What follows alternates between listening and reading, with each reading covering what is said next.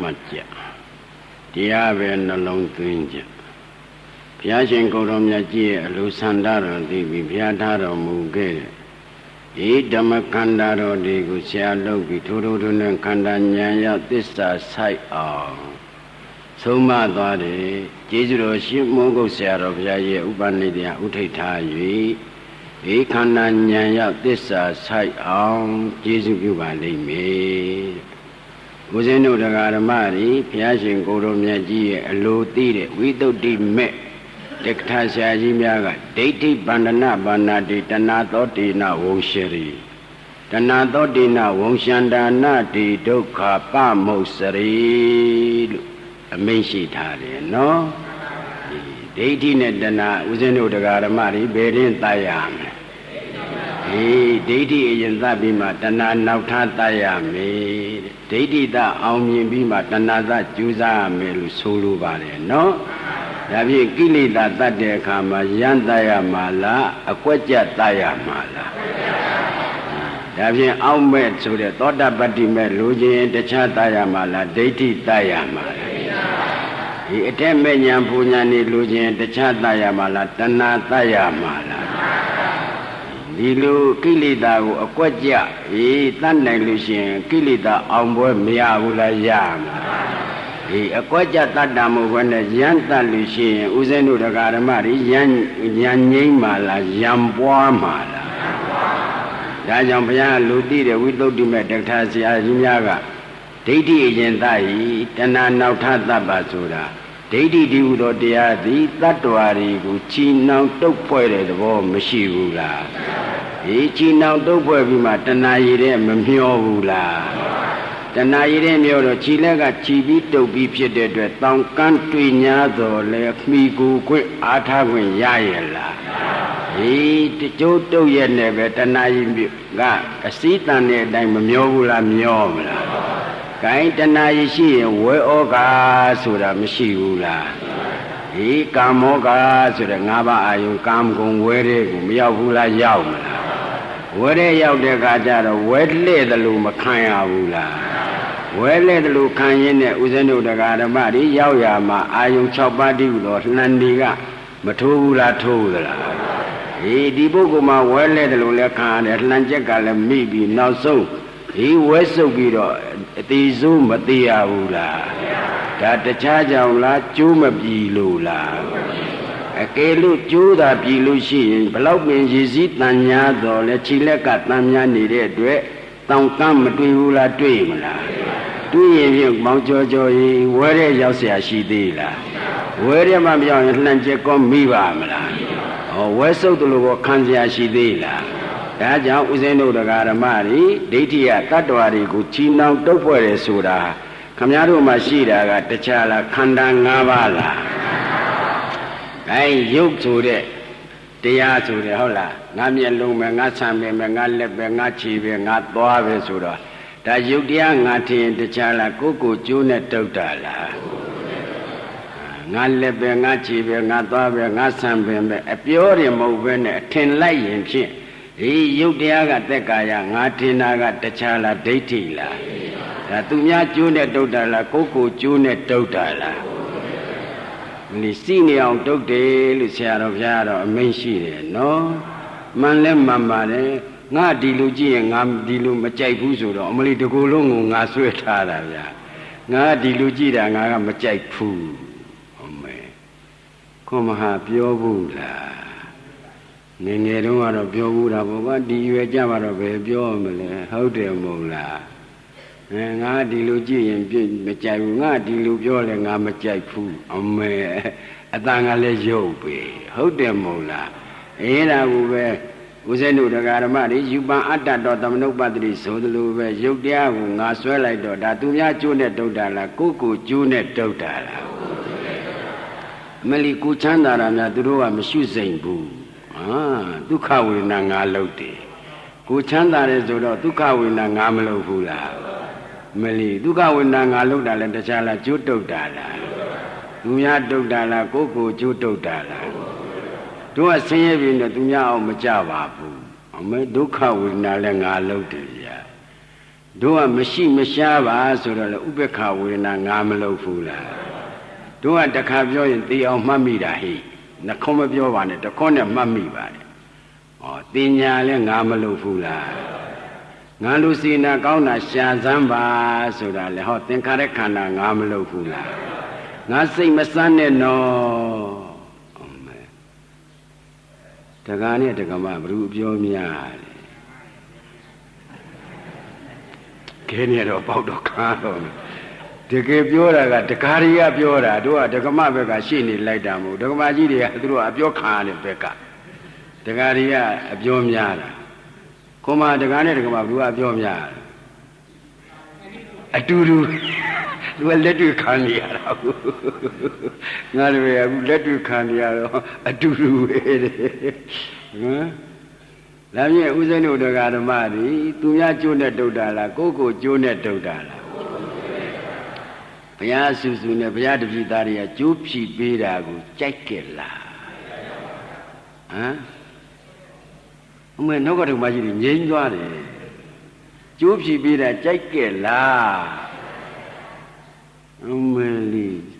ကျိုးမဖြေရလို့ရှင်ကိုမဖြေရရင်ဟောတာကြုံကြီးလေးအမေဒါကျုပ်သားကျုပ်သမီးအတ္တနိယလေကိုယ်တယ်မဟုတ်ကြံတဲ့ဟာတွေပဲလိုက်ချီရအကုန်လုံးတွဲခေါ်သွားမယ်သဘောပေါ့လေဥလားထွန်းကြည့်ဘိုးဆိုးတယ်နော်မင်းတရိထားစဉ်းစားဟမ်ကျိုးတုပ်ပြီးတော့ကန်သွားစရာလာစရာလှုပ်စရာကန်စရာပြောစရာယူစရာပေးစရာကမ်းစရာမတနေ့ကိစ္စတွေကတဏှာခိုင်းတဲ့ကိစ္စနေသလားမင်းခင်ဗျားတို့ကုန်းပေါ်လမ်းသွားနေတဲ့တမို့လမ်းသွားနေတဲ့ထင်းနေတာဘယ်ဟုတ်မလဲတဏှာကြီးတဲ့မျောနေတာကျိုးတုပ်ပြီးတော့ဘာလို့တဏှာကြီးတဲ့မျောနေတာကို့အတွက်ကလည်းလူသေးတယ်ကိုကမွေးထားတာလေးတွေကလည်းကို့ပေါ်ပြီးနေတော့သူတို့အတွက်ကလည်းလူသေးတယ်ပြည့်စုံပြီလို့တခါမှပြောဘူးရလားဘ누구ကတင်ပြီးတဲ့စကားလဲတဏှာကတင်ပြီးတာအောင်မေဒါကြတော့ငြိမ်းခံနေသူတို့အရှင်သခင်အပြည့်ပြောမဲ့ကြတော့ကြောက်လိုက်တာလွန်းနေတာဟမ်ကိုယ့်အတွက်ကလည်းမပြည့်စုံသေးလို့တကယ်လို့ကိုရည်ရွယ်ချက်အတိုင်းပြည့်စုံရင်တို့ရိတ်တာကမပြန်ပါဘူးအမေတပည့်တော်ကပြီးတဲ့နာတွေအကုန်ပေးပြီးပါပြီတပည့်တော်အမေကိုယ့်အတွက်နဲ့ပဲကိုဟုတ်လားကိုကပြီးတဲ့နာတွေပြီးပြီသူတို့အတွက်လည်းမစိုးရိမ်တော့ပါဘူးအမေသူနဲ့သူတို့မလာရင်တော့ညော်တယ်ဘယ်လိုရလို့မပြောပါဘူးတော့じゃနာမည်ထုတ်ပြောရင်တော်ကြတချို့ကနည်းနည်းရှက်တက်ဖြစ်တယ်ဒါကူနေတော့မပြောသေးဘူးနောက်ပိုင်းကျရင်တော့ဖိပြောရမှာပဲစဉ်းစားအများတို့ကမော်တော်ကားနဲ့သွားတာဟုတ်လားဘတ်စကယ်နဲ့သွားကြချီချင်းသွားကြတော့အရှိကလူကအနောက်ကလူကအရှိတောင်ကလူကမြောက်ကလူကတောင်တောင်ကြီးမျိုးမိုးလင့်တဲ့ကပြေးလိုက်တာလွှားလိုက်တာဘ누구ခိုင်းလို့ပြေးနေတာတုံးလို့မေးတဏှာအရှင်သခင်တယောက်တည်းရဲ့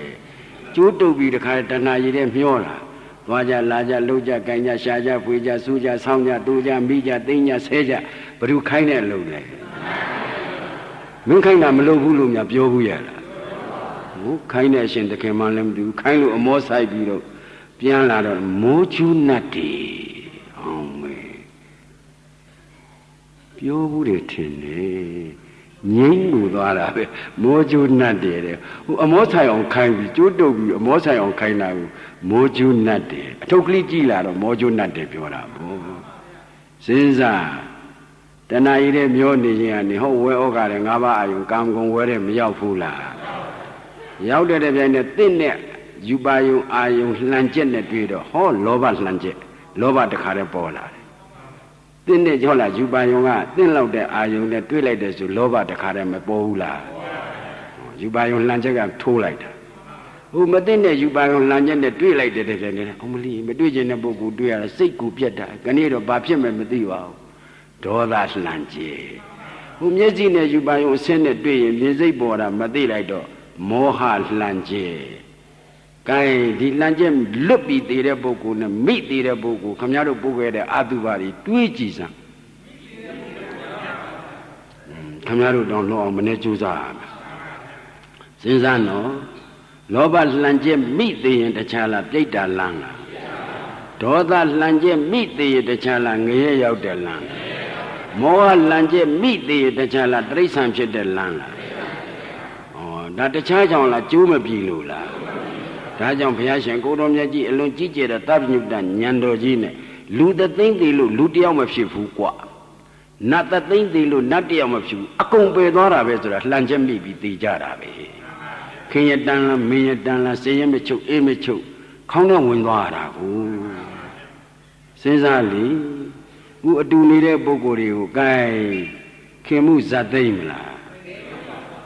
သူတို့နဲ့အကြောင်းမသိတော့လဲဒေါသလေးပါလေးလည်းမဖြစ်ဘူးလားဟာဒါရီဒုက္ခသစ္စာတွေနဲ့နေရတာပါလို့တွေးမိရဲ့လားခက်လိုက်တရားကပြတာကိုတရားမှမသိဘ ᱹ ကျိုးနဲ့တုတ်ထားတာလေဒိဋ္ဌိကကျိုးနဲ့တုတ်ပြီးတဏှာရည်တဲ့မြော့တော့ဝဲတဲ့ရောက်တော့ငါးပါးအယုံကာမဂုဏ်ဝဲတဲ့ရောက်တော့အာယုံ6ပါးတည်းတော့လှန်နေကတွေ့ရမထိုးဘူးလားသင့်တဲ့အတန်ကြားလိုက်ရင်အောင်မင်းစိတ်ကလေးကိုကြီးသွားတာပဲဆိုတော့လောဘလန့်ကျဲမသိနဲ့ဟုတ်လားအတန်အာယုံနဲ့တိုက်လိုက်တဲ့ပြိုင်တယ်အမလီငှက်ဆုံးထိုးတဲ့အတန်ကြီးပါသူ့အတန်ကြားတဲ့စိတ်ကိုပြက်သွားတာပဲဒေါသလန့်ကျဲအတန်နဲ့နားနဲ့တိုက်ရင်တခြားလားမောဟလန့်ကျဲလားဒါဖြင့်6တော်ရမှာခင်ဗျားတို့လန့်ကျက်မိတိုင်းဟောလောဘတရားဒေါသတရားမောဟတရားမကိမ့်ဘူးလားသူနဲ့သဟဇာတကဒိဋ္ဌိကပါပြီးသားလို့ယူရှင်းကိုရှင်းရလားဒါဖြင့်ဦးဇင်းတို့တရားဓမ္မဒီလူတသိမ့်သေးလို့လူတယောက်မဖြစ်ဘူးဆိုတာသူများကြောင့်လားဒိဋ္ဌိကြောင့်လားနတ်တသိမ့်သေးလို့နတ်တယောက်မဖြစ်ဘူးကွာအကုန်ပယ်သွားတာပဲဆိုတာလေတခြားကြောင့်လားဒိဋ္ဌိကြောင့်လားဦးဇင်းတို့တရားဓမ္မဒီတန်မြင်ညလို့မထင်နဲ့ဒီဒိဋ္ဌိကျူဖြီးဖို့ရသာသနာတွင်နဲ့လည်းကြုံမှဘုရားအလိုသိတဲ့ဘုရားဤတပည့်သားဖြစ်တဲ့ဆရာကောင်းသမားကောင်းတွေလည်းဆုံမှကို့မှာလည်းမှားမှန်ကိုဝေဖန်ပြီးထောင်နိုင်တဲ့ဉာဏ်နာလီကိမ့်မှဒီအခွင့်အလမ်းရမယ်နော်ခုဒီခွင့်လန်းတွေကဦးဇင်းတို့တရားဓမ္မတွေဘဝကစူးစောင်းခဲ့တဲ့ကောင်းမှုကုသိုလ်ကြောင့်သာသနာတော်ကြီးနဲ့လည်းကျုံတယ်ဆိုတာညင်းစရာမလိုဟုတ်လားသုံးမသွန်သင်တတ်တဲ့ဆရာကောင်းသမားကောင်းဖြစ်တဲ့ကျေးဇူးတော်ရှင်ဘိုးဘုဆရာတော်ဘုရားကြီးအတန်တွင်တရားတော်မြတ်တွေလည်းနားနေရတဲ့အတွက်ဒါလည်းအမတန်ကိုမှရခဲ့တဲ့ဒုံလဘရနေပြီကို့မှလည်းဒီတရားကတော့မှန်တယ်တကယ်ကြိုးစားမှတကယ်ရမှာပါလားဆိုတဲ့ကိုညံနဲ့ကိုဆုံးမြတ်နိုင်တဲ့သဘောလည်းမရောက်ဘူးလား။ကိုင်းဒီတော့ကိုကဲတင်နဲ့အလုပ်လုပ်မယ်ဆိုတော့တခြားလားဒိဋ္ဌိပယ်ရမှာလား။ကျိုးပြီးသွားလို့ရှိရင်တဏှာကြီးမျောပါမျောကျင်တဲ့လောက်မျောပါ။တောင်ကန်းတွေ့မှာပေါ့။ခြိလက်ကတန်တော့သောတပတ္တိမဲ့ဒိဋ္ဌိတတ္တတဏှာမှဆာမမီပဲနေ။ဆာမြည်သေးသလား။မမြည်ပါဘူးတဏှာလက်နဲ့မှကိုသူမပယ်နိုင်ပါဘူး။ငါးပါးအယုံကာမဂုဏ်ပျော်ရရွှင်ရပါပဲ။သို့တော့သူ့မှာဒိဋ္ဌိကမရှိတဲ့အတွက်အပယ်လေးပါးသွားเสียရှိရလားဒါကြောင့်ကိုယ်တော်ပြောလို့စိတ်ချလက်ချပြောရတဲ့ကိစ္စဒိဋ္ဌိပြုတ်ပြီးမှပြောပါဒိဋ္ဌိမပြုတ်ဘဲနဲ့ပြောသွေးဟာဖြင့်တော်တော်ကြာမဲ့တဲ့ဇာထုတ်ခင်းမှာအေးရဖြာခရောက်ရင်လေဒိဋ္ဌိမပြုတ်တော့ခင်ဗျားတို့မရှိတာအရှိလို့ပြီးဆွဲတော်မှာဗျာသားဆိုတာရှိရဲ့လားအခေါ်ရှိဒိဋ္ဌိမပြုတ်တော့သားဆွဲလိုက်သမီးဆွဲလိုက်ခင်မောဆွဲလိုက်ပစ္စည်းဆွဲလိုက်ခင်မောမဆွဲလိုက်ဒီအဆွဲလန်းဥပါဒံတွေကဒိဋ္ဌိမပြုတ်ရင်ငါမပြုတ်ရင်ငါဥစ္စာတွေကြားထဲမှာခင်ဗျားတို့နိမွန်းသွားမယ်နော်ဒါကြောင့်ဒိဋ္ဌိအတိနဲ့ပြုတ်ရင်သုလာသောတာပန်ကွာဝိသုဒ္ဓိမတက္ကထာဆရာကြီးများကပဲအမိန့်ရှိတယ်နော်ဒါကြောင့်ဥစဉ်တို့တရားဓမ္မတွေဒိဋ္ဌိပြုတ်ဖို့အရေးအဖြစ်ရင်တန်မြညာအရေးလို့မယူနဲ့ကိုရတဲ့ဘဝမှာအကြီးဆုံးပယ်တတ်ရမယ်အရေးလို့မှာဒီပြင်တရားမပယ်တတ်ခြင်းနေမလုတ်ခြင်းနေဒီဒိဋ္ဌိတရားမပယ်တတ်ရင်တော့ဒါခင်ဗျားတို့လုံးသမျှဟာဒါနပြုလဲသူ့တည်ပဲရောက်မှာနေမှာမရောက်ဘူးဘာဖြစ်လို့ဒိဋ္ဌိအုပ်ချုပ်တဲ့ကုသိုလ်ဆိုတော့အာသွားနယ်ပဲအကျိုးပေးမှာကိုဒိဋ္ဌိကဒိဋ္ဌသွားကိုအာသွားအုပ်ချုပ်တဲ့ကုသိုလ်ကနိဗ္ဗာန်ကျေစုပြုနိုင်အာသွားချုပ်တဲ့နိဗ္ဗာန်ကျေစုပြုမှာလားအာသွားနယ်ပဲကျေစုပြုမှာလားဒါကြောင့်ဆရာတော်ဘုရားကအမတန်အကျိုးများစေခြင်းလွန်းလို့ဒိဋ္ဌိဖြုံးမှုရှေ့ထားအလှလုံးမှုနောက်ထားအောင်မလေးဒါအလှကိုပေးတာလားကျေးဇူးများအောင်သင်ပေးတာလားဒိဋ္ဌိအသိဉာဏ်နဲ့ဖြုတ်ပြီးလူလိုက်ရင်ဒါနိဗ္ဗာန်ရောက်တဲ့ကုသိုလ်မဖြစ်ဘူးလားဒိဋ္ဌိမပြုတ်ဘဲနဲ့လူလို့ရှိရင်နာယတုတ္တိရောက်တဲ့ကုသိုလ်ပဲဖြစ်မယ်အဲ့ဒါကြောင့်ဥစဉ်တို့တရားဓမ္မတွေနေရာတိုင်းမှာဖြင့်ဒိဋ္ဌိတာပါလို့ရှိရင်ဖြင့်ဘယ်တည်းမှမကောင်းဘူးလို့ဆုံးပြ သူ့ပေပြီးလှုပ်တဲ့ဒါနလည်းနိဗ္ဗာန်ရောက်မှာပဲသီလလည်းနိဗ္ဗာန်ရောက်မှာပဲဘာဝနာစခန်းလည်းအောင်မြင်သွားမှာပဲသူ့မပေဘဲနဲ့လှုပ်တွေကတော့ဒီအာသောနေလည်းပဲပြန်ပြီးအကျိုးမပေးဘူးလားပေးမှာဂိုင်းဒါဖြင့်ဒိဋ္ဌိဖြုတ်ပါဆိုတော့ဘယ်တရားဉာဏ်တဲ့ရှင်းဖို့အရေးကြီးလဲခန္ဓာပရိစ္ဆသမုပ္ပါနော်ဟုတ်လားခန္ဓာပရိစ္ဆသမုပ္ပါဆိုတော့ခန္ဓာရတဲ့ပုဂ္ဂိုလ်တိုင်းဆိုတဦးတယောက်တည်းဖြစ်စဉ်လားခန္ဓာရတဲ့ပုဂ္ဂိုလ်တိုင်းရဲ့ဖြစ်စဉ်လားဒါပြန်ခန္ဓာရတဲ့ပုဂ္ဂိုလ်တိုင်းရဲ့ဖြစ်စဉ်တော့ခင်ဗျားတို့ပြစ္ဆုတ်ပံမှာအခုပြစ္ဆုတ်ပံမှာစတာတခြားစတာလားဝိညာဉ်ကစတာလားစက္ခုဝိညာဉ်ဆိုတာမြင်စိတ်ပေါ့ဗျာသောတာဝိညာဉ်ဆိုတာကြားစိတ်ခန္ဓာဝိညာဉ်ဆိုတာနာမ်စိတ်ဇိဝဝိညာဉ်ဆိုတာစားစိတ်ကာယဝိညာဉ်ဆိုတာကိုယ်သိစိတ်ဉာဏ်ကောင်းစိတ်ဆိုတာဟုတ်ပါတယ်ကာယဝိညာဉ်လို့ဆိုထားလို့မဟုတ်လို့ဒုက္ခတကာယဝိညာဏဒုက္ခတကာယဝိညာဏဆိုမှဉာဏ်ကောင်းစိတ်လို့ဆိုဟုတ်လားကာယဝိညာဉ်ဆိုရင်ကိုယ်သိစိတ်မနောဝိညာဉ်ဆိုတော့တွေးစိတ်ကြံစိတ်ပေါ့ဗျာဒီဝိညာဉ်6မျိုးတစ်မျိုးမျိုးကမစဘူးလားစတယ်ခိုင်းဝိညာဉ်ပြီးတော့ဘာလာတော့နာယုတ်စိတ်ပြင်းသူကစိတ်စေတိတ်ကရှင်ဘောရှင်ဘက်ရုပ်ကလည်းမပြီးဘူးလားမှီနေတာဒါကြောင့်ဝိညာဏပစ္စယနာမရူပံသူ့တော်ရနဲ့သူပေါ်တာသိစေခြင်းလို့ဟောနာမရူပပစ္စယစက္ခုတော်ရသောတာတော်ရခန္ဓာသောတော်ရဇင်ဝတော်ရကာယတော်ရမနောတော်ရဩဆလာယရဏလို့လည်းမခေါ်ဘူးလားဒါကြောင့်စက္ခုသပရိစ္ဆရူပိသဥပ္ပစ္စတိစက္ခုဝိညာဏတိဏံတိတိဖတ်တော့ဖတ်တာဆိုတာတွေ့တာတွေ့မှုရှိတော့ခံစားမှုဆိုတဲ့ဝေဒနာမပေါ်ဘူးလားမျက်စိနာနှာခေါင်းလျာမှာတခြားလားဥပေက္ခဝေဒနာလားကာယကိုယ်ကြည်ရုပ်ပေါ်မှာဒုက္ခဒုက္ခမပေါ်ဘူးလားဝိနည်းကြတော့သောမနတဒေါမနတဥပေက္ခမပေါ်ဘူးလားဒါဖြင့်ရင်ခမည်းတော်အစဝိညာဉ်လေးကလည်းပုဂ္ဂိုလ်တ attva ပါလားဟောနာယုတ်ထဲမှာပုဂ္ဂိုလ်တ attva ရှိလားဟောသလယရဏထဲမှာပုဂ္ဂိုလ်တ attva ရှိလားဟောဖာတာထဲမှာပုဂ္ဂိုလ်တ attva ရှိလားဝေဒနာထဲမှာပုဂ္ဂိုလ်တ attva ရှိလားဟိုဒါဖြင့်ဓမ္မပဲတန်းတာပါလားပုဂ္ဂိုလ်တ attva ဆိုတာအပြောတာရှိတယ်တကယ်ကြတော့တခြားလားဓမ္မတန်းနေတာလားခိုင်းခမည်းတော်ကမဲ့မကင်းရင်ဝေဒနာပစ္စယတဏဆိုတာตายတာနှစ်သက်တာတွေ့တာကန့်ညိတာဒီလိုလဲဆိုနိုင်ပါလေနော်ခိုင်းတဏဖြစ်ရင်တဏပစ္စယဘာလာမယ်ဥပါဒံဥပါဒံဆိုတာဆွဲလန်းတာပေါ့တဏကြည့်လာတော့ဆွဲလန်းမှုဖြစ်လာတာဥပါဒံလို့မခေါ်ဘူးလားခိုင်းဥပါဒံဖြစ်ရင်အငြိမ်နေမှာလားအာထုတ်မှာအာထုတ်တာတခြားလားကာမဘဝလားဒီကာယကံဝစီကံနဲ့လုပ်တာကိုကာမဘဝလို့မခေါ်ဘူးလားဒါဖြင့်မျက်လုံးပေါက်ကတန်းသွားရင်လည်းဝိညာဉ်နာယုတ်တလယနာဖတ်တဝေဒနာတဏဥပါဒံကံနားပေါက်ကလည်းထုံနေတူပဲနှာခေါင်းပေါက်လျှာပေါက်ကိုယ်ပေါက်မနှောပေါက်ကလည်းထုံနေတူပဲဝိညာဉ်နာယုတ်တလယနာဖတ်တဝေဒနာတဏဥပါဒံကာမဘဝကာမလမ်းဆုံးမူလားကိုက်ကံကုန်တော့သုတိစိတ်ကြပြီးတော့ကာမဘဝပြည့်စရာဇာတိဆိုတာလည်းပုဂ္ဂိုလ်လားခန္ဓာပေါ်တာလားကိုက်ဒါဖြင့်ဇာတိပြည့်စရာပါရမယ်နောက်ဆုံးตีပွဲဝင်တော့လေဇေယမရဏဆိုတော့ကပြစ္ဆုတ်ပံနဲ့အနာကအကြောင်းကျိုးဆက်ပြပြစ္ဆုတ်ပံအကြောင်းတရားနဲ့အနာကပြစ္ဆုတ်ပံဖြစ်ပုံနဲ့အနာကနဲ့အကြောင်းကျိုးဆက်ပြတော့ဒီတဲ့ပုဂ္ဂိုလ်တ attva ရှိရလားစဉ်းစားပါအနုယာရဟောခြင်းလို့ရှေ့ပိုင်းကပရိစ္ဆသမုပ္ပါကိုဒိဋ္ဌိဖြုတ်ခန်းကိုအကြီးကျယ်ရှင်းခြင်းလို့လမ်းခင်းပေးတယ်လို့ဆုံးဖြတ်ပါ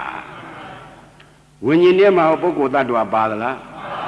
နာယုတ်ထဲမှာပုဂ္ဂိုလ်တ attva ပါသလားသလယရဏထဲမှာပုဂ္ဂိုလ်တ attva ရှိသလားဟိုအာယုန်နဲ့တွေ့တဲ့ဖတ်တာထဲမှာပုဂ္ဂိုလ်တ attva ရှိသလားဟောခံစားတဲ့ဝေဒနာထဲမှာပုဂ္ဂိုလ်တ attva ရှိသလားသူကကျေစုကျလို့ပေါ်လာတဲ့တဏှာထဲမှာပုဂ္ဂိုလ်တ attva ရှိသလားဟောဒီထဲမှာဥပါဒံထဲမှာပုဂ္ဂိုလ်တ attva ရှိသလားကာမဘဝဆိုတဲ့ထဲမှာပုဂ္ဂိုလ်တ attva လူနတ်ပြမရှိရဲ့လားဒါဖြင့်အကြောင်းကျိုးဓမ္မစက်နေလင်းနေတာပဲဓမ္မစက်တာလေတာပုဂ္ဂိုလ်တ attva ပါသလားမပါဘူးဒါတိတိကျကျဒီပရိစ္ဆသမုပ္ပါရှင်းပါနော်ပုဂ္ဂိုလ်တ attva လေတာလားတဲ့ဖြစ်တာလားဓမ္မအကြောင်းကျိုးဆက်နေတာလားဝိညာဉ်ကြောင့်နာယုတ်ဖြစ်တယ်ဆိုတာဒါငါလှုပ်လို့ငါဖြစ်တာရောပါရဲ့လားသူလှုပ်လို့ငါခံရတာရောရှိရဲ့လားမိမိလွတ်ပြုလို့မိမိခံရတာရောဟုတ်ကဲ့လား သူတစ်ပါးပြုလို့မိမိခံရတာကရှိရလားအကြောင်းဓမ္မကြောင့်အကျိုးဓမ္မဖြစ်တာဝိညာဏဓမ္မကြောင့်နာယုတ်အကျိုးဓမ္မပေါ်မယ်နာယုတ်အကြောင်းဓမ္မကြောင့်သလယရဏအကျိုးဓမ္မပေါ်မယ်တခုသောတရားတစ်ခုမှာအကြောင်းအကျိုးရှိမရှိဝိညာဉ်ကြောင့်နာယုတ်ဖြစ်တယ်ဆိုတော့ဝိညာဉ်ကအကြောင်းနာယုတ်ကအကျိုးနာယုတ်ကြောင့်သလယရဏဖြစ်တယ်ဆိုတော့နာယုတ်ကအကြောင်းသလယရဏကအကျိုးဒါဖြင့်နာယုတ်ဟာဝိညာဉ်နဲ့ထောက်တော့သူအကျိုးသလယရဏနဲ့ထောက်တော့အကြောင်းဒါဖြင့်အကြောင်းနဲ့အကျိုးပဲရှိတယ်အကြောင်းသည်တခြားလားပရိစ္ဆာအကျိုးသည်တခြားလားသမုပ္ပါလားပရိစ္ဆာသမုပ္ပါခန္ဓာဆက်လေတယ်ဆိုတာကိုရှင်းအောင်လို့အကွက်ကြပြနေတယ်စဉ်းစားပါနော်နာယုတ်ကြောင့်သလယရဏဖြစ်တာကိုင်နောက်ဆုံးခင်ဗျားတို့ဂျားထုတ်လိုက်ကြပဲကန့်ကြောင့်ဘာဖြစ်လဲကာမဘဝကြောင့်ဇာတိဖြစ်တာကဲငါလုံးလို့ငါဖြစ်တာပါလားငါလုံးလို့ငါဖြစ်တယ်ဆိုသတ္တရဒိဋ္ဌိသူလုံးလို့ငါခါတယ်ဆိုတော့ခင်ဗျားတို့ဒီထဲမှာပါဘူးအိမ်ရောက်တော့မှကိုလှုပ်ထားတာကိုပဲခါမှာပေါ့ဒီခန္ဓာကြီးလည်းကိုယူလိုက်တယ်ကိုကမွေးဖွားတဲ့ကလေးတွေကြည့်ပြီးကိုကမွေးဖွားတော့ကိုပဲခါမှာပေါ့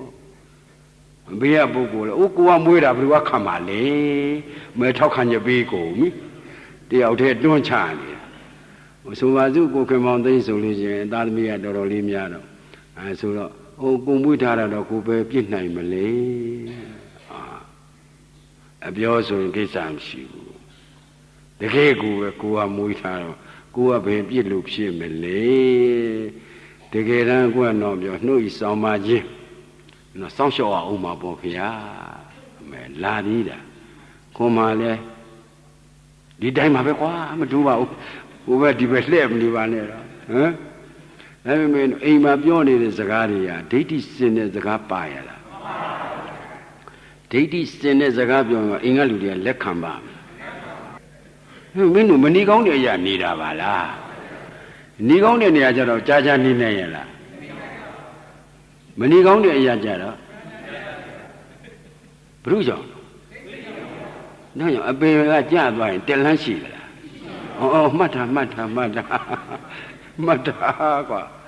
အပေကကြာသွားရင်တက်လန်းမရှိဘူးမလိုက်တုတ်တာတဲ့ဦးတဲ့ဟိုအိမ်မြောင်ကြာသွားတယ်လို့ဓမ္မောက်ထင်းတို့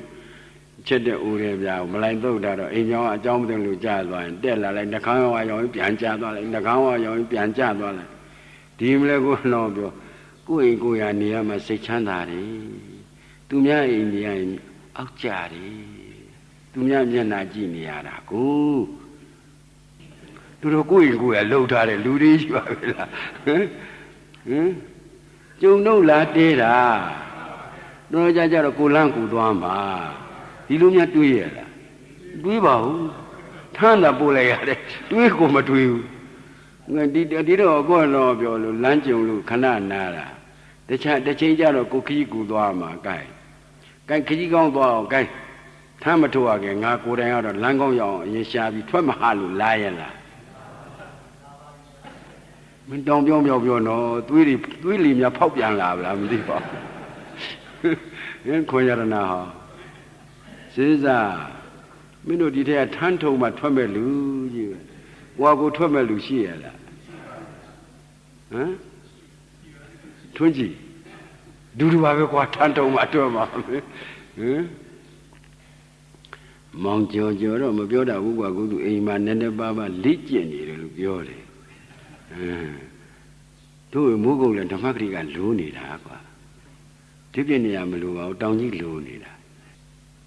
ရွေချက်များရှိသလားအများကြီးမိရတယ်မမိအောင်ဖမ်းရလားဟုတ်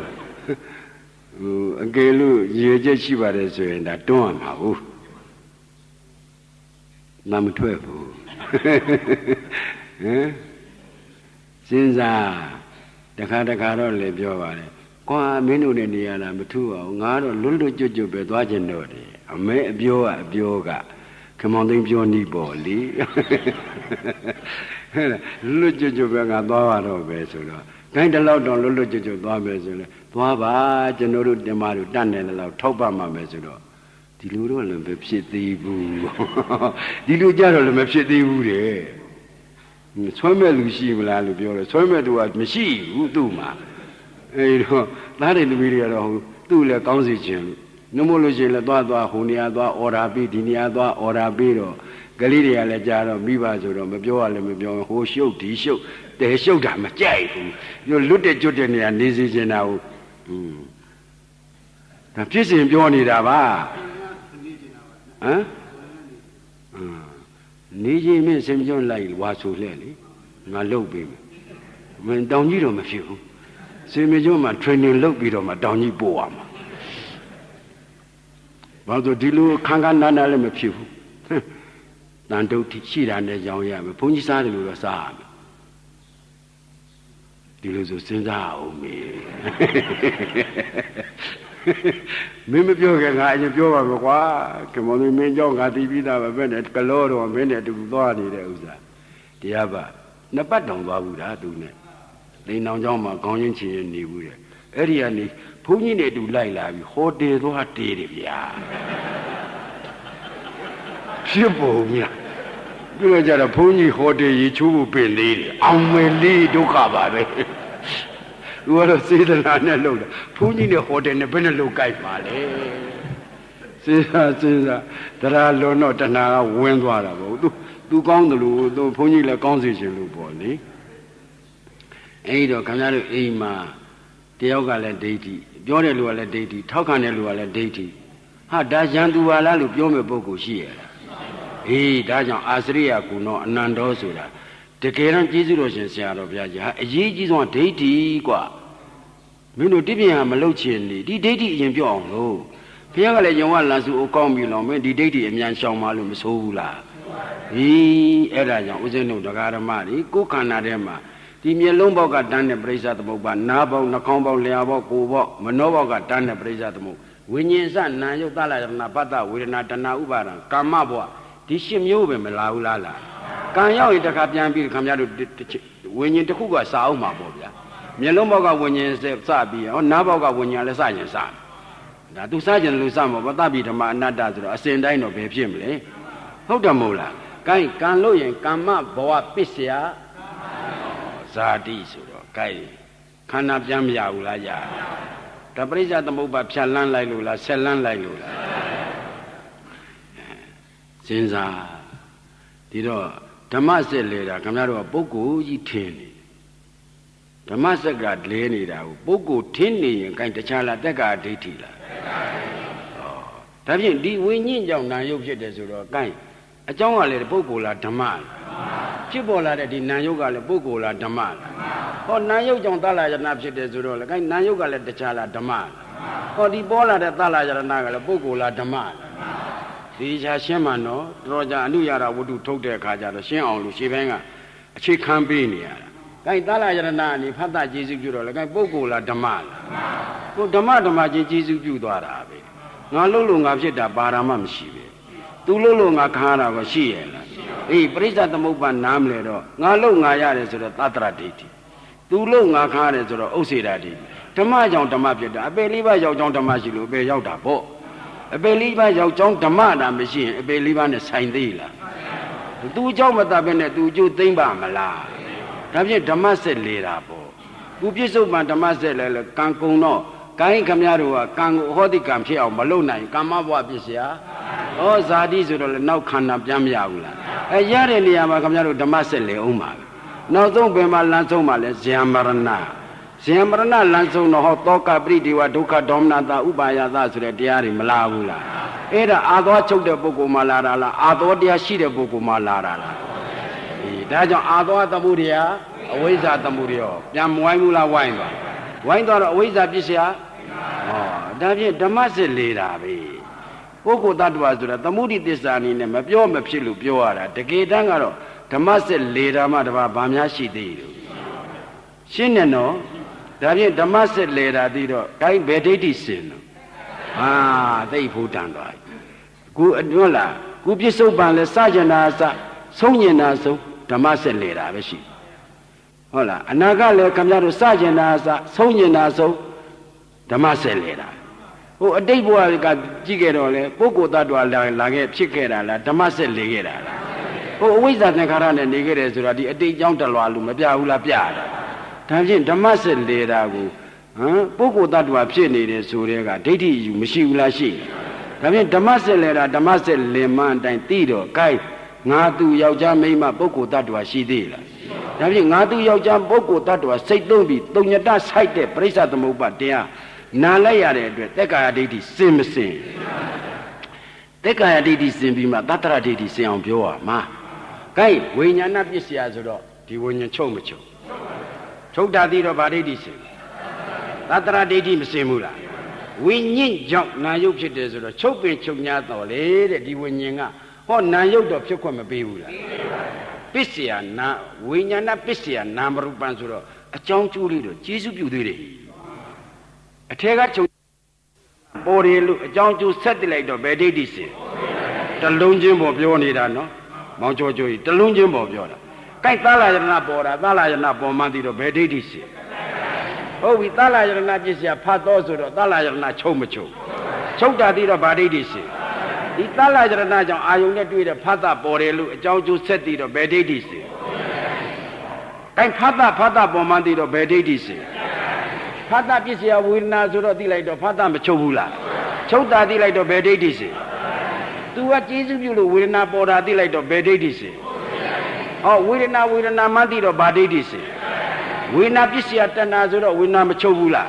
ချုပ်တာသိတော့ဗာဒိဋ္ဌိစင်ဝေဒနာကချုပ်သွား냐တော့လေအထဲချုပ်냐တော့လေတတ္တိကဟောဒီတဏှာကိုပေါ်ခွင့်မပေးဘူးလားပေးတယ်ဒီလိုသိလိုက်ပြန်တော့ဗာဒိဋ္ဌိစင်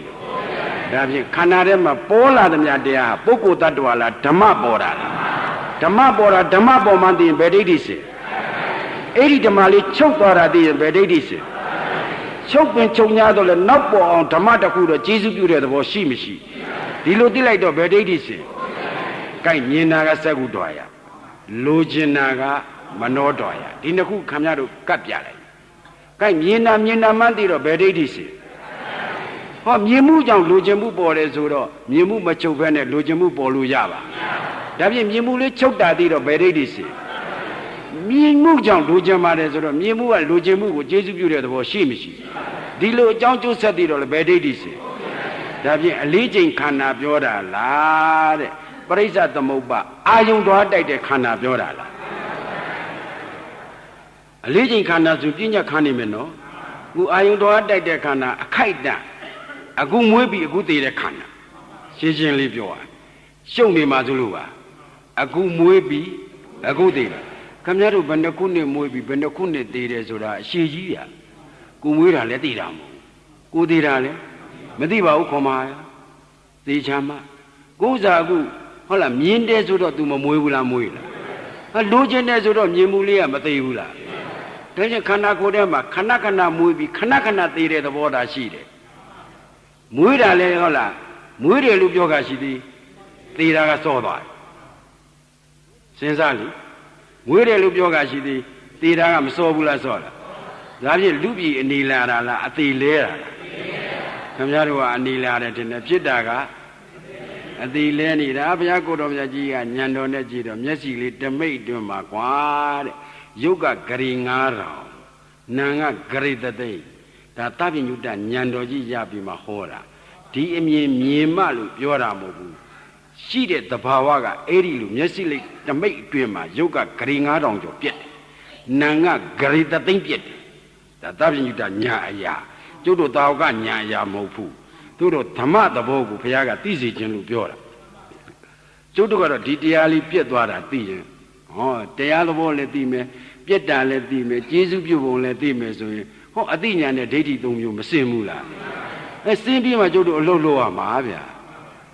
အဲမစင်မဲနဲ့လုပ်တာဘယ်လိုတုံးဆိုတော့အနုယာဒ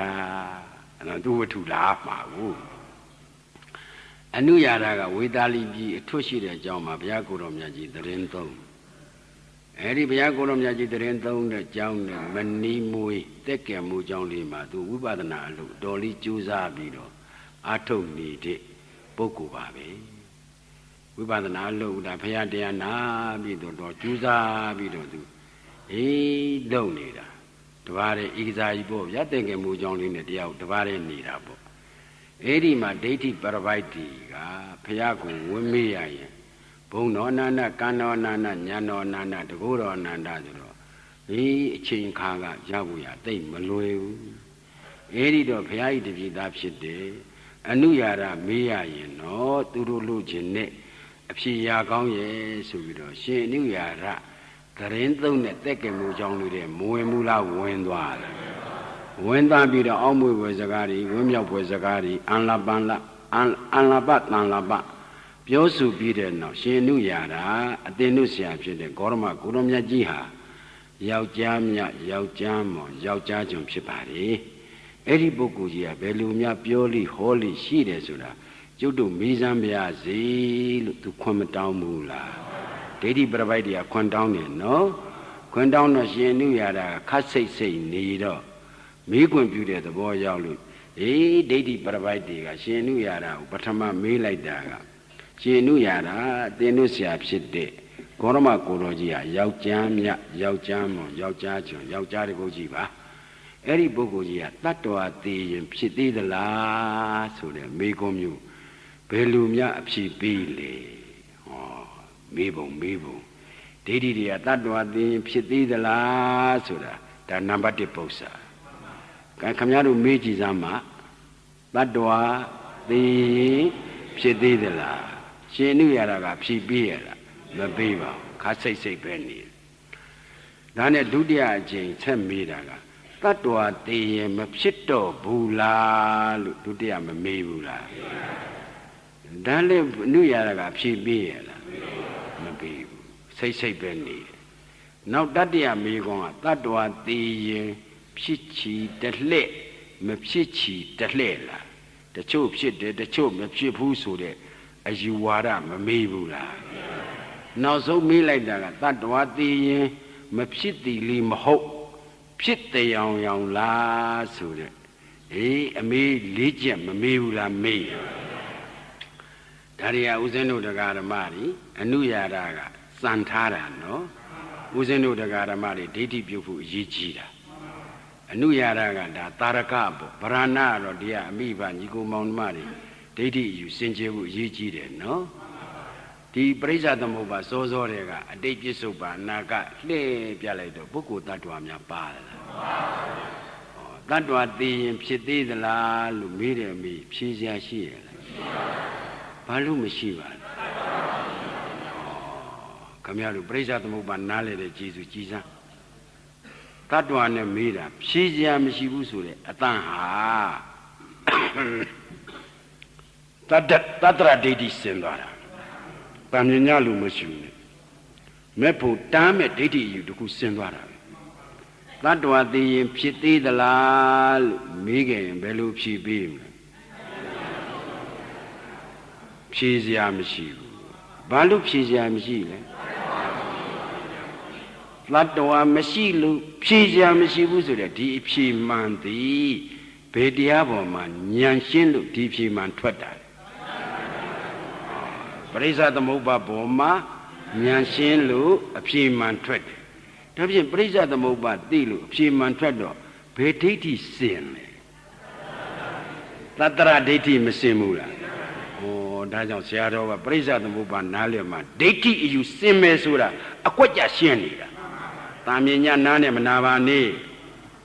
Kamiaru Jew, a dog who choose a biro, who's in Jesus said that. Sana of Nalontin, your opinion. Bluebuno Luelumatene Piamime, a Cameroon Yandeshim who knew ya Laragaba. Baranaga dia, the Garamari, ah, long daddy you sing J. Biro. Daddy you sima, but it was home at Lecama. Oh, Cameroon Biazoma, Lemacanya Luma, daddy you missing Lucani. Daddy you missing of Piazoma Lemcom, daddy you send a Bruce Homa Leca.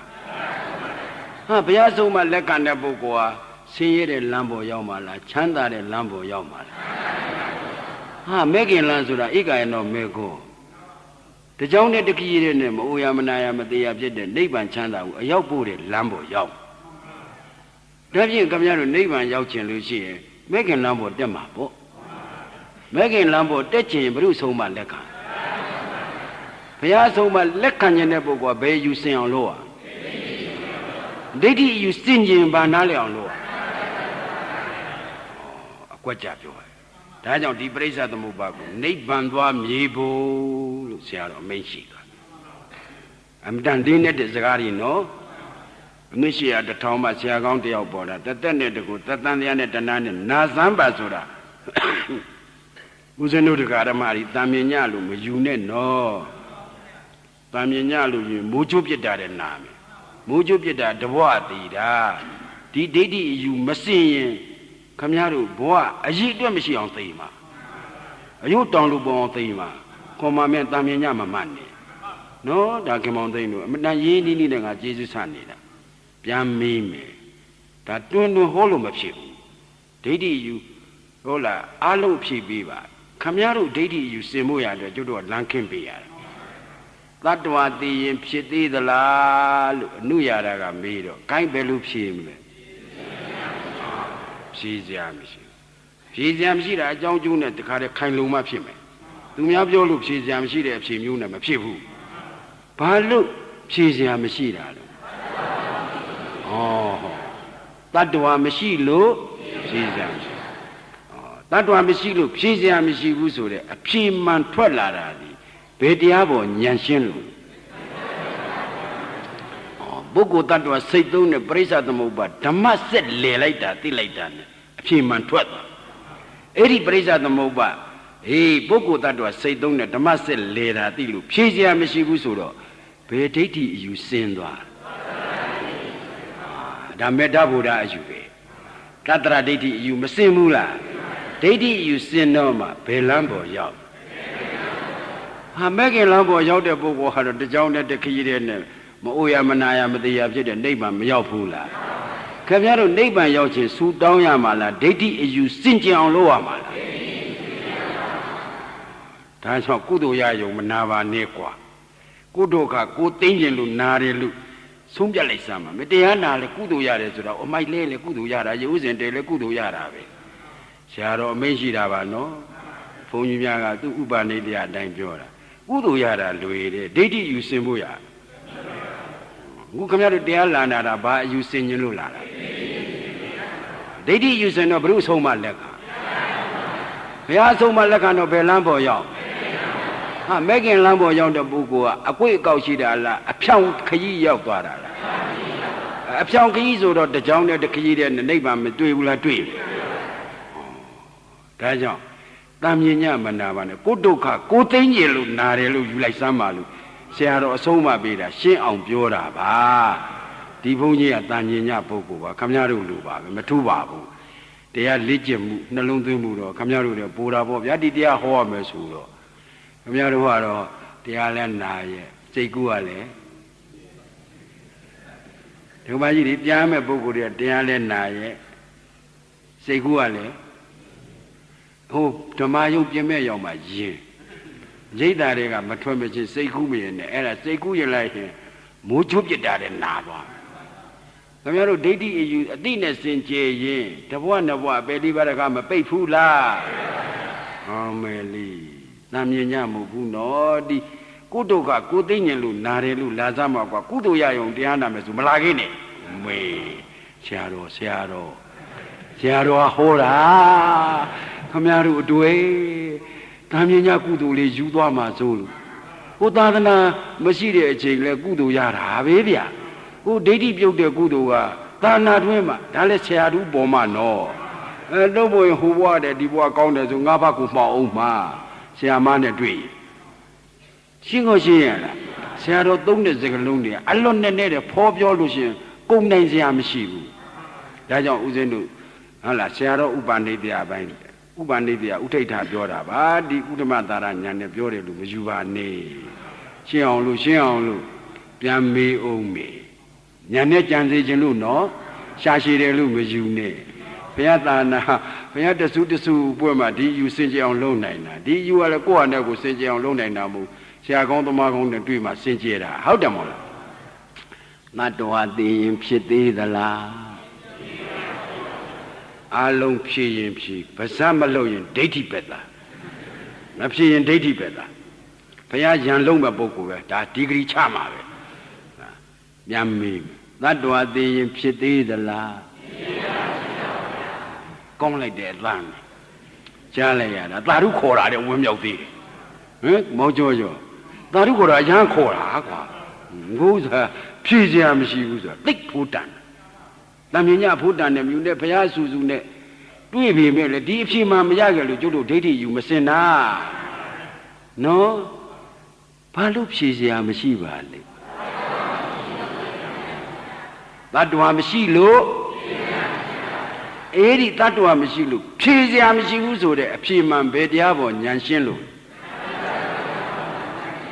ပရိစ္ဆသမုပ္ပါဆိုတဲ့ဓမ္မစစ်လေတာသိပုဂ္ဂိုလ်တ attva စိတ်သုံးတဲ့တရားသုံးညတဆိုင်တဲ့တရားနာလိုက်ရတယ်ဒိဋ္ဌိယူနဲ့မေးတာကိုဖြေစရာမရှိဘူးဆိုတာဒီပရိစ္ဆသမုပ္ပါသိတဲ့ဉာဏ်ကနေပယ်ချလိုက်တော့ဘယ်ဒိဋ္ဌိစင်ဒါပြင်ပရိစ္ဆသမုပ္ပါနားလည်မှာဒိဋ္ဌိယူစင်မယ်ဆိုတာဟဲ့ထွန်းကြည့်မရှင်းဘူးလားဒါဖြင့်ဒီဒိဋ္ဌိယူအသိနဲ့စင်ကြဲသွားတော့ဘုရုအဆုံးမှလက်ခံပါ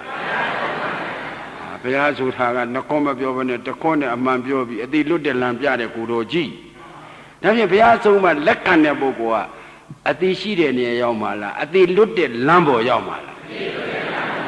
အတိလွတ်တဲ့လမ်းဆိုတာတခြားလားမဲ့ခင်လမ်းလားမဲ့ခင်လမ်းပေါ်ရောက်ရင်ဖြင့်တခြားနဲ့တွေ့မှာလားနိဗ္ဗာန်နဲ့တွေ့မှာဒါဖြင့်နိဗ္ဗာန်ညာနဲ့မျက်မှောက်ပြုခြင်းဘယ်လမ်းပေါ်တက်ရမဲ့ခင်လမ်းပေါ်တက်ခြင်းတဲ့ပုဂ္ဂိုလ်ဘုရုဆုံးမှလက်ခံရ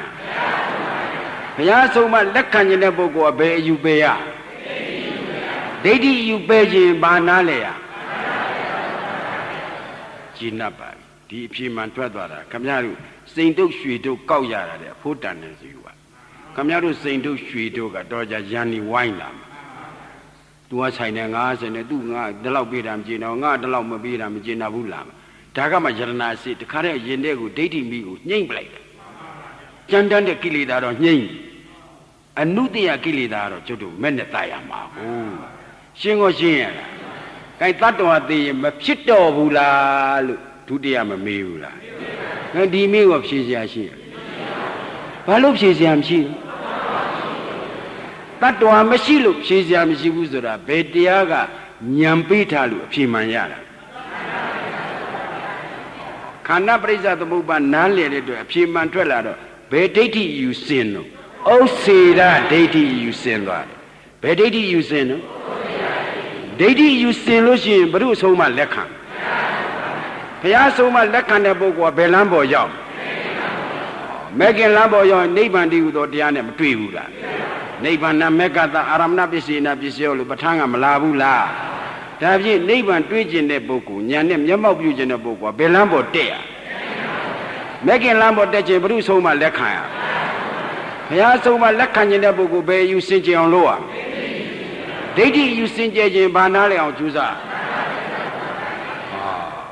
ဒီနှစ်ခုစင်ကြရင်62ပါးသောဒိဋ္ဌိယူစင်ကြပြီးသားလို့ယူလိုက်ခဏစူကြည့်လက်ကြီးရတဲ့နေပဲဒါမေတ္တာဗုဒ္ဓဒိဋ္ဌိယူတခါနှစ်မျိုးစလုံးကိုစင်ကြသွားတာခင်ဗျားတို့ကိုယ်တိုင်ကြိုးစားမယ်ဆိုမဲ့ညာပူညာအနိကလေးပဲရှိတော့တိတ်ဖို့တန်တယ်စဉ်းစားနာပါနော်ယေရှုပြုရတဲ့လူကလည်းဝင်းမြောက်တယ်ခင်ဗျားတို့အတွက်လည်းခင်ဗျားတို့ကခင်ဗျားတို့အလုံးဝင်းမြောက်ဖို့ကောင်းတယ်ဘာလို့ဆိုဒီ62ပါးသောဒိဋ္ဌိယူဒီတတ္တရဒိဋ္ဌိဥစ္စေရဒိဋ္ဌိရေတောင်းမြစ်ကိုခွန်မဟာရဟုတ်တယ်မဟုတ်လားဒီတတ္တရဥစ္စေရနှစ်မျိုးစလုံးစင်ကြဲသွားရင်62ပါးသောဒိဋ္ဌိယူစင်နေလို့ကျေးဇူးတော်ရှင်မိုးကုတ်ဆရာတော်ဘုရားကြီးအမိတ်မရှိဘူးလားဟေးဘုရားကလည်းဟောလို့ပြောတာပေါ့ဗျာရှင်းကိုရှင်းရလားတို့တော့ဒေသနာအစဉ်ကြောပြောလို့မရလို့နောက်မိလိုက်တာကတတ္တဝါသိရင်ဖြစ်ချီတလဲမဖြစ်ချီတလဲလားလို့မမေးဘူးလားဒီတချို့ဖြစ်တယ်တချို့မဖြစ်ဘူးဆိုတဲ့အမေးမေးတော့ဒီမေးကိုဖြေစရာရှိရလားဘာလို့ဖြေစရာမရှိဟုတ်တတ္တဝါမရှိလို့ဖြေစရာအဲ့ဒီအဖြေမှန်ထွက်လာတာဘယ်တရားပေါ်ဉာဏ်ရှင်းလို့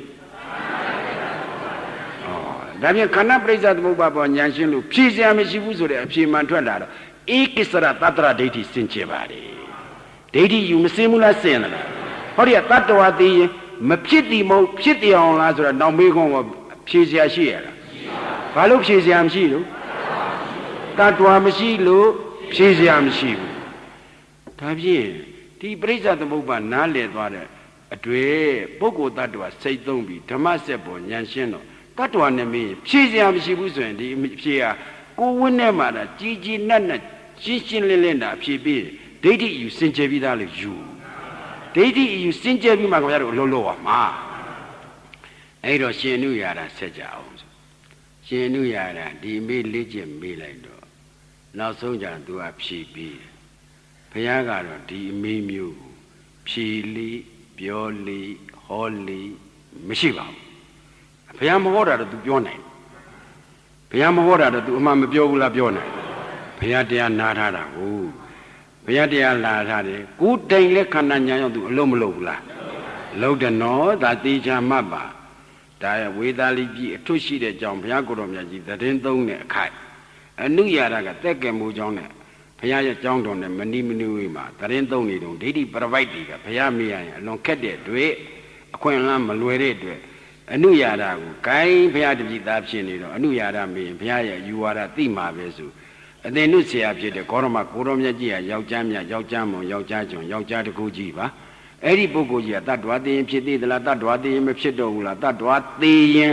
ဖြစ်ချီတယ်လက်မဖြစ်ချီတယ်လက်တတ္တဝါသိရင်မဖြစ်သည်မဟုတ်ဖြစ်တယ်အောင်ဆိုတဲ့ဒီမိလေးချက်ဘယ်လူများပြောလိဟောလိရှိပါတော့ဆိုတော့ဒီမိမျိုးကိုဖြေလိပြောလိဟောလိမရှိဘူး